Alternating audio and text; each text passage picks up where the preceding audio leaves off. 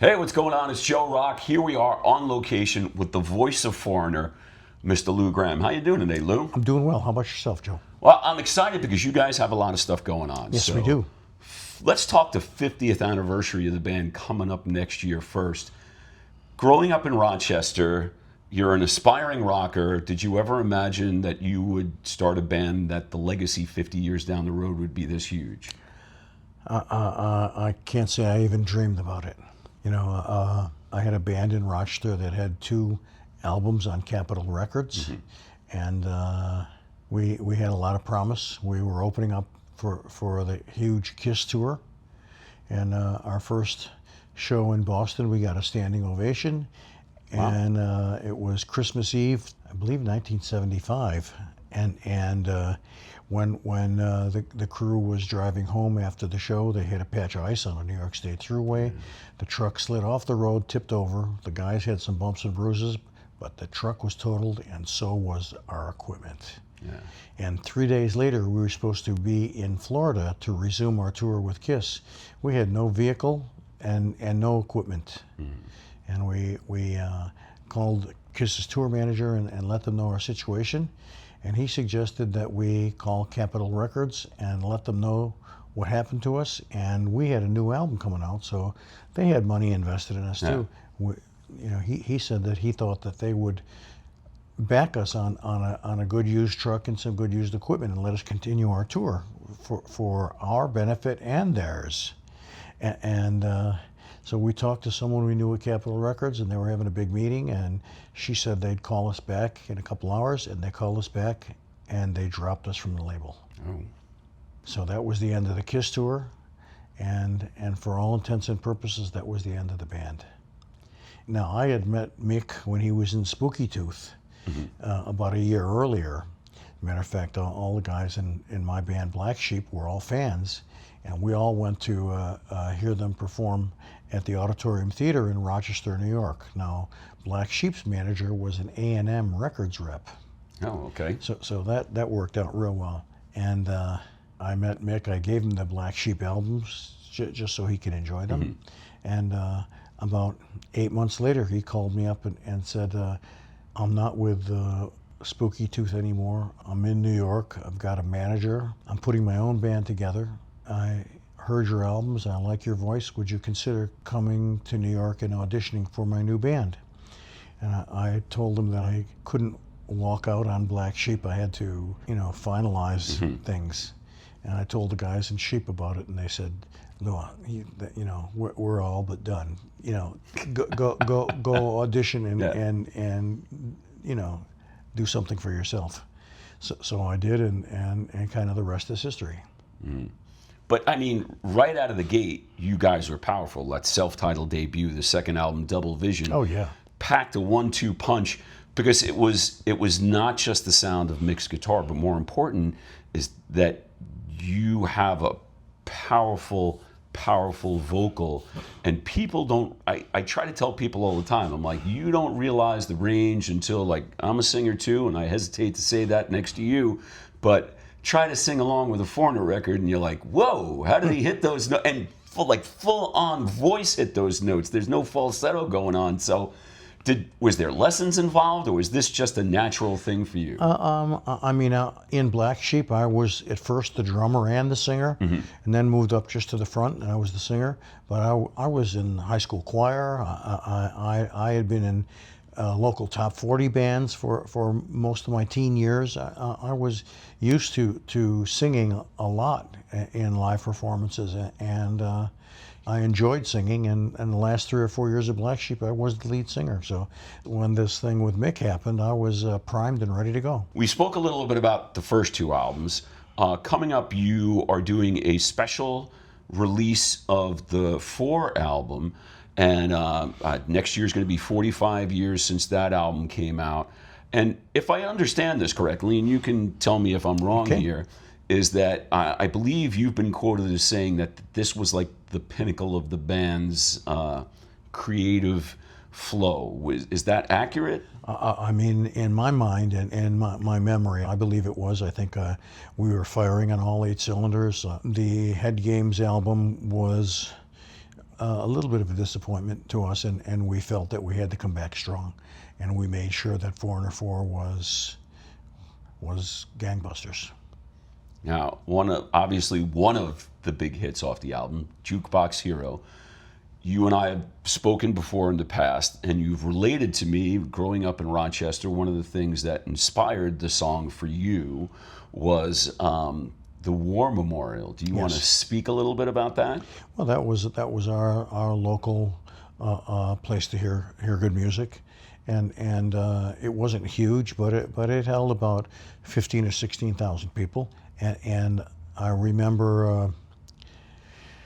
I remember when I was 15 years old, hitchhiking downtown and meeting some friends who had tickets, and we went in to see the Rolling Stones. Mm. Oh, nice. Yes.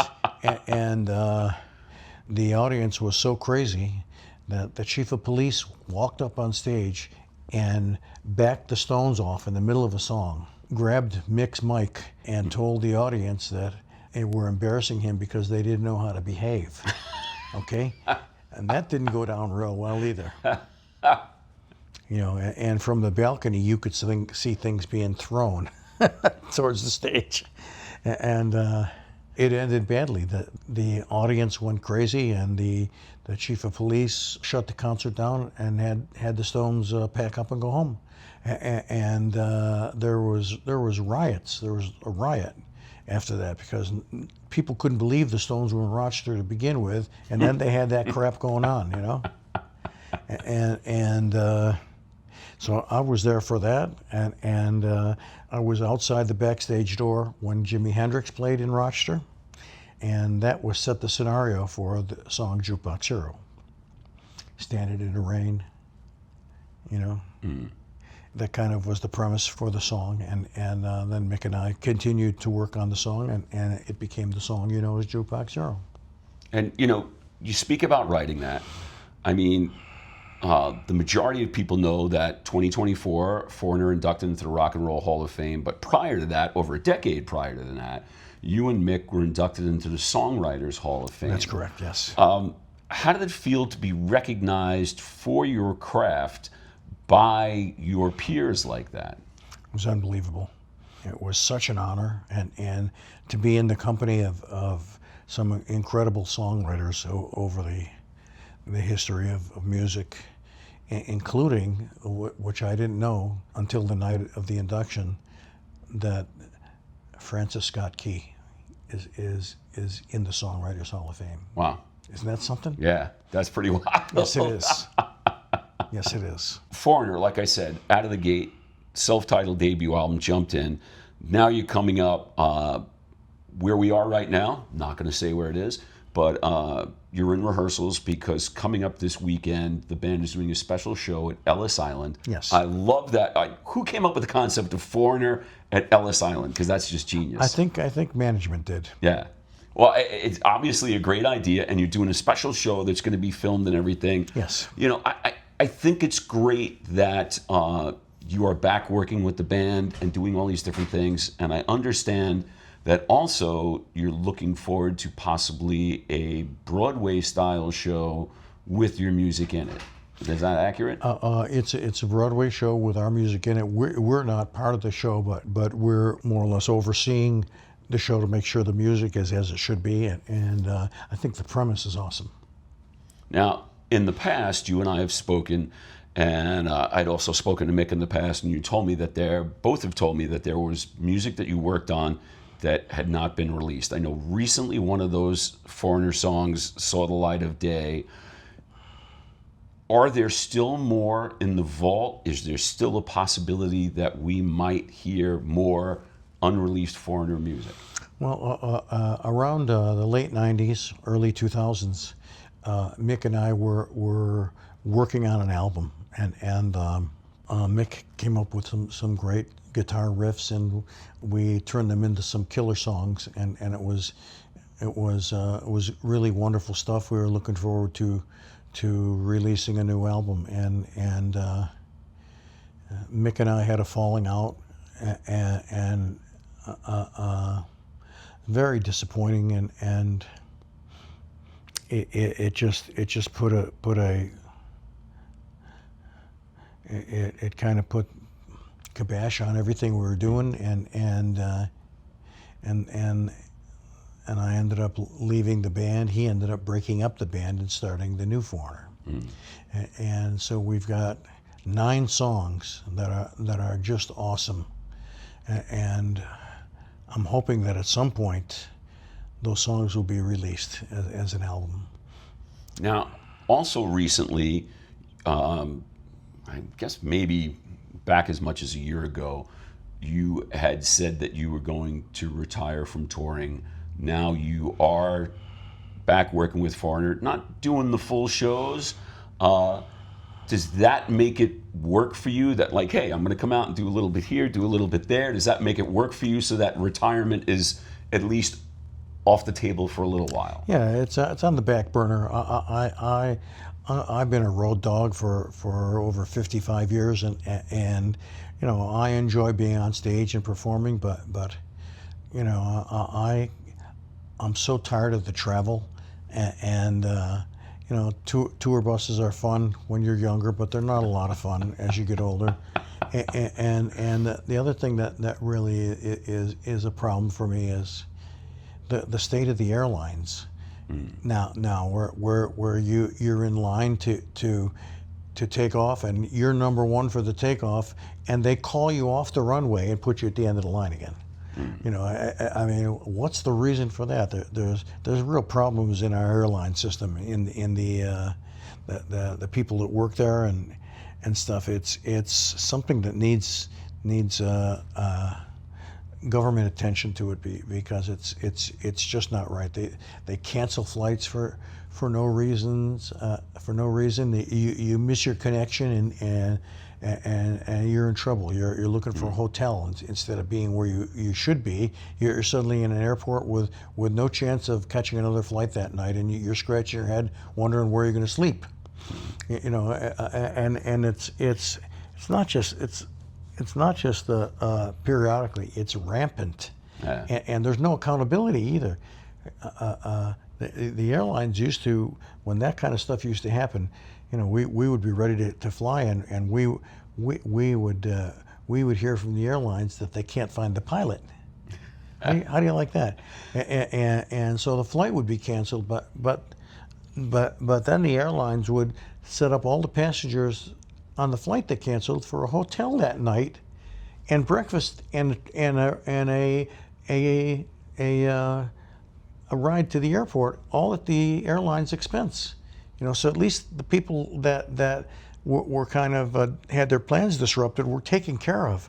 Now they just tell you to shift for yourself. Yeah. Well, I understand how all that makes touring impossible. Not fun. Nope.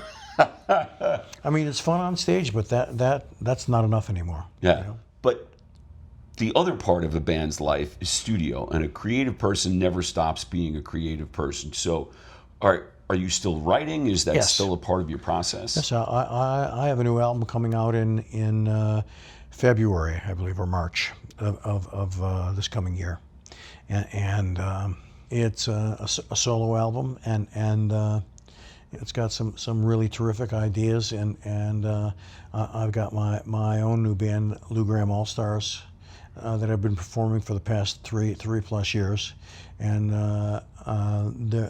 they've recorded it with me, and we're going to be promoting it over the fall and winter, and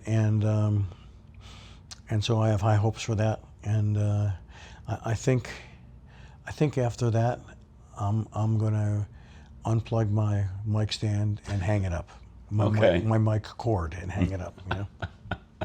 Well, you know, I love the fact that there's new solo music coming, because I have to tell you, as I speak to people and your name comes up, before people start to talk to me about Foreigner, the first 2 words that come out of everybody's mouth is Midnight Blue. So I imagine that makes you feel good to know that song has taken hold of so many people, that not just the Foreigner legacy there, but your solo legacy as well. I'm incredibly proud of it, and You know, I didn't do this completely by myself. I had a lot of people along the way helping me, friends, bandmates in my own band, and it was an awesome adventure to be out on my own, writing my own songs and recording them and performing them is fun too. So I'm looking forward to releasing this album and touring on it, and then we'll see what happens, and so there's still, Lord willing, some fun times and some excitements in the near future. There you go. Well, Lou Gramm, we look forward to seeing you out on the road. Thank you very much.